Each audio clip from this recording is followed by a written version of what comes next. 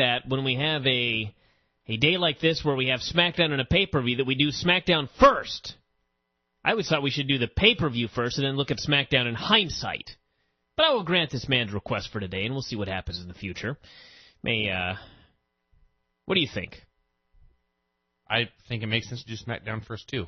Fine.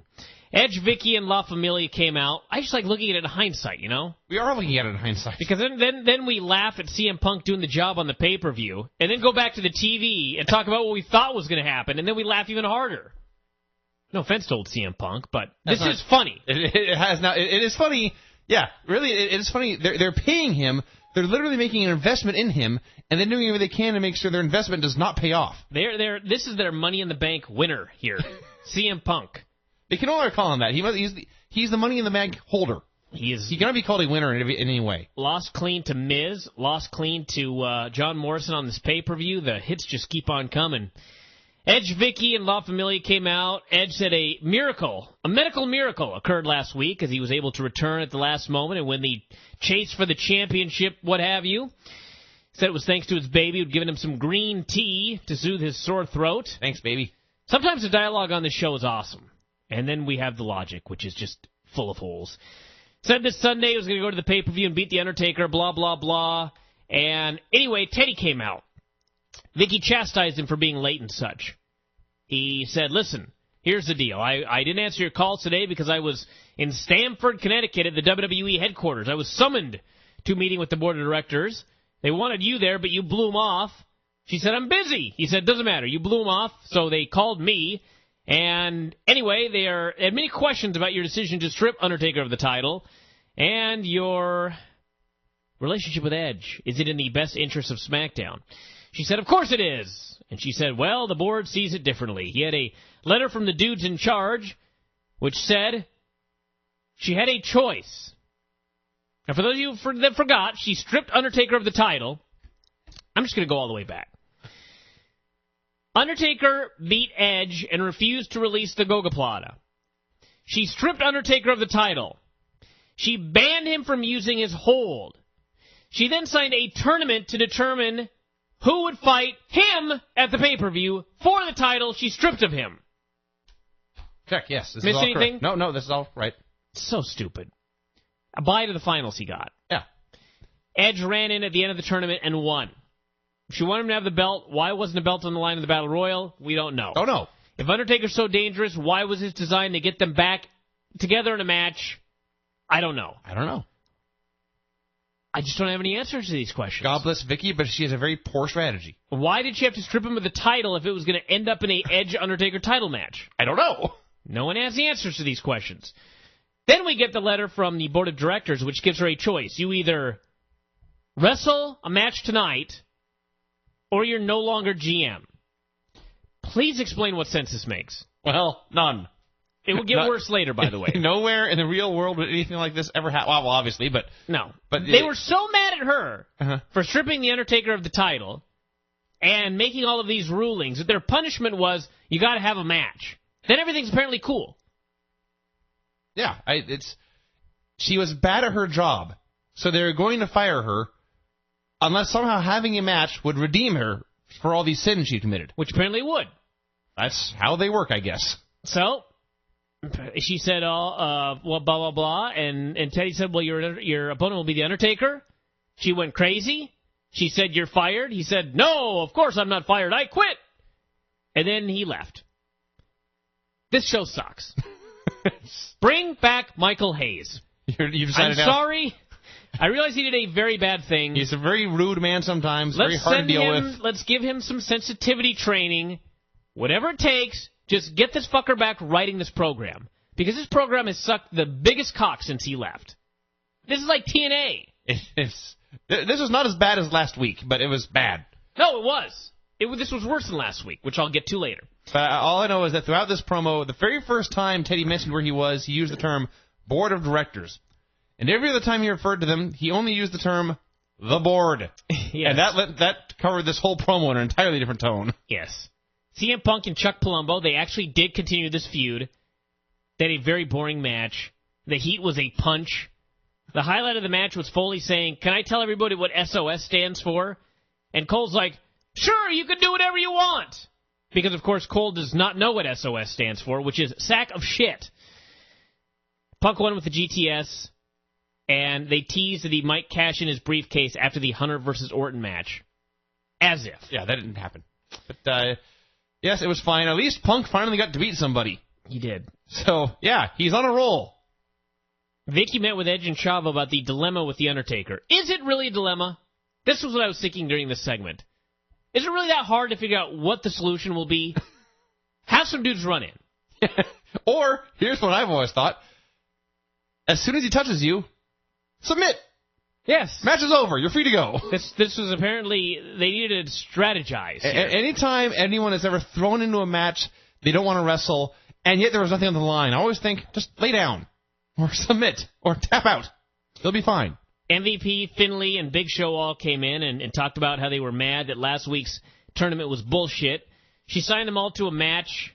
It would be Big Show and... who do Big we Show have and here? Finlay versus MVP and a partner of his choosing. That's right. Big Show. Yeah, an MVP. Okay. So anyway, now get out, she said. And then Chavo was angry and wanted to know if they were going to fill him in on the plan or if he was just a geek in the tournament like everybody else. And she said, listen, we need to make a plan. He said, okay, let's do it like a family. Yeah. Michelle McCool versus Layla. I'm going to explain what happened in this match. I'm not making any of this up. Michelle McCool and Layla wrestled. Michelle McCool worked over her leg with a number of different holds. Foley explained that she was working the lateral collateral ligament. And then Michelle McCool applied a heel hook, and Layla tapped out. Am I making a single moment of that up? Everything you said actually happened. I was aghast at what I was watching.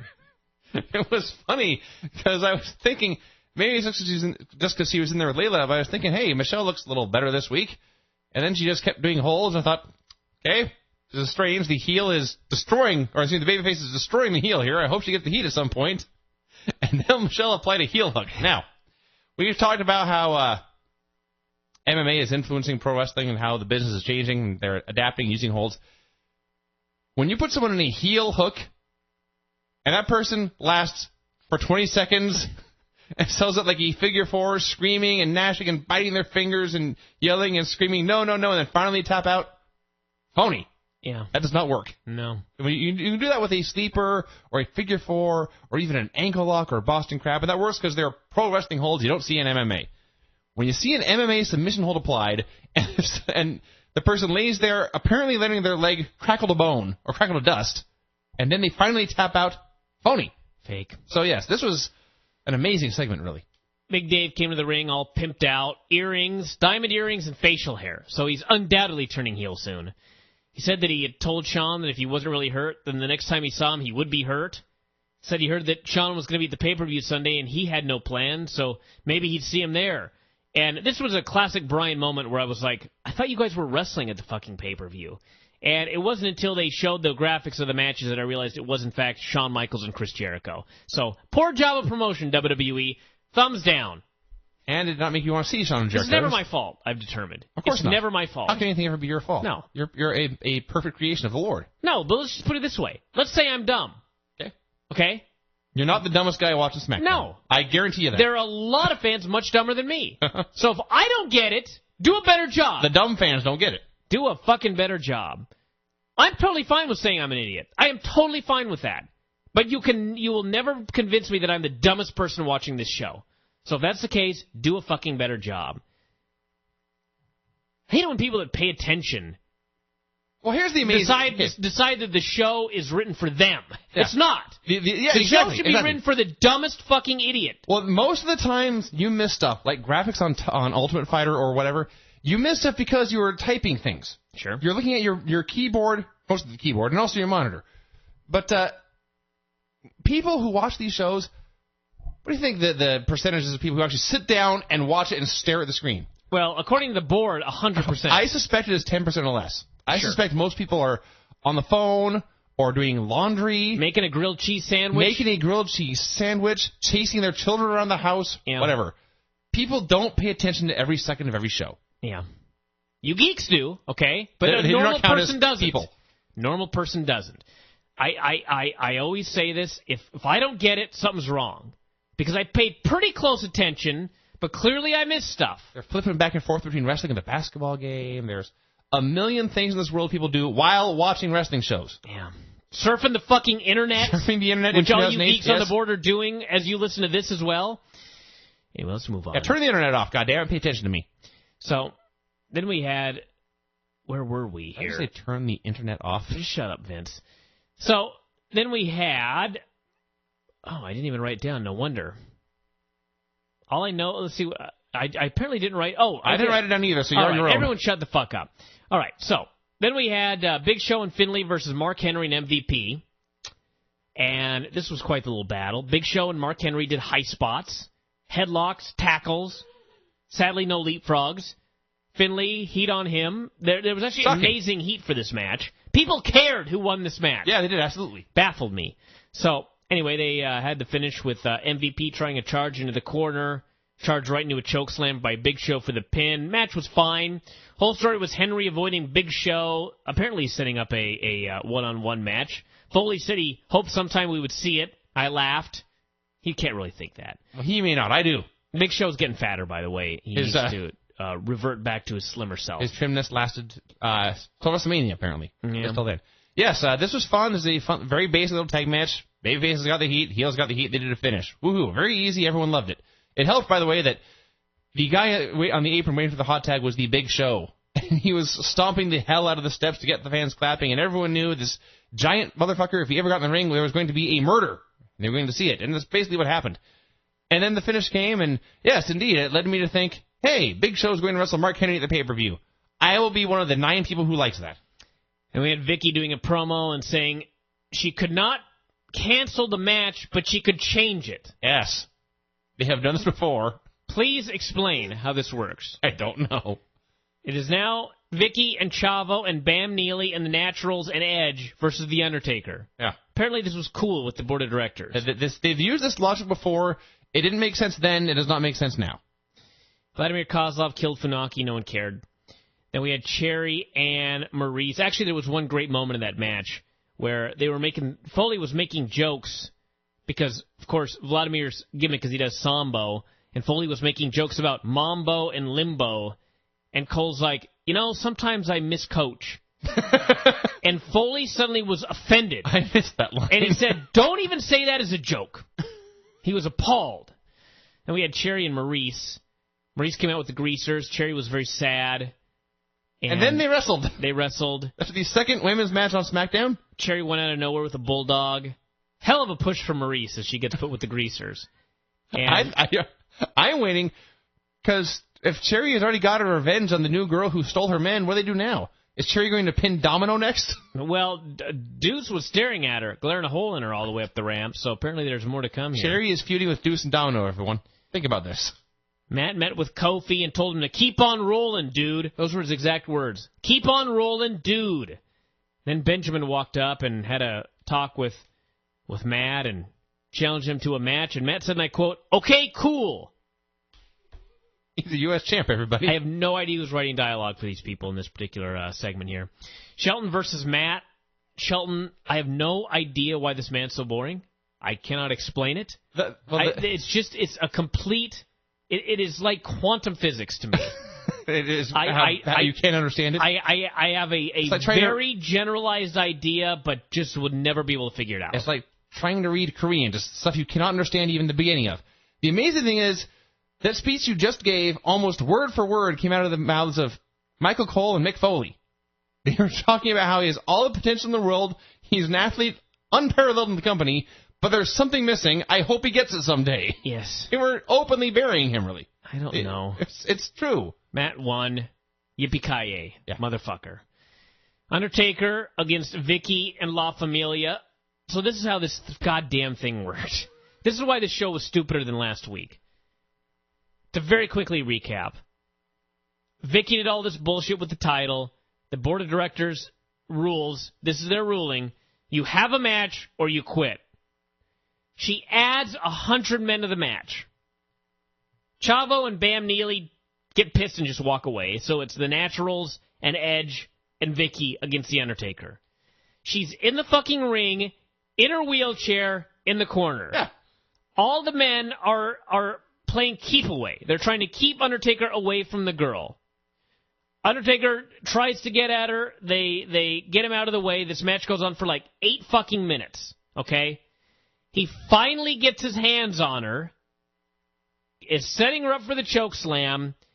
Edge spears him, and then they all just roll Vicky out of the ring, and they walk away. Uh-huh. The match does not have an ending. No, the bell never rang. The bell never rang. No one was declared a winner or a loser. Apparently, this is okay. Perhaps the match is still going on. Which begs the question, why didn't the bell ring and you just leave? I don't know. What'd you wait 8 minutes for? What did you... Well, I have an answer for that one. She was in her wheelchair in the ring. She couldn't get out without help. Why didn't they get her out immediately? I don't know. What the fuck were they waiting for? This was just the dirt shit dumbest. It made no sense at all. This was Impact level utter bullshit. It was stupid. It was very, very stupid. I also like, by the way, that Edge and Undertaker are going to wrestle one-on-one for the World Championship 2 days after this show aired. Edge, with the help of 2 guys, could not be seen to have an advantage on the Undertaker. He hit the spear and then bailed.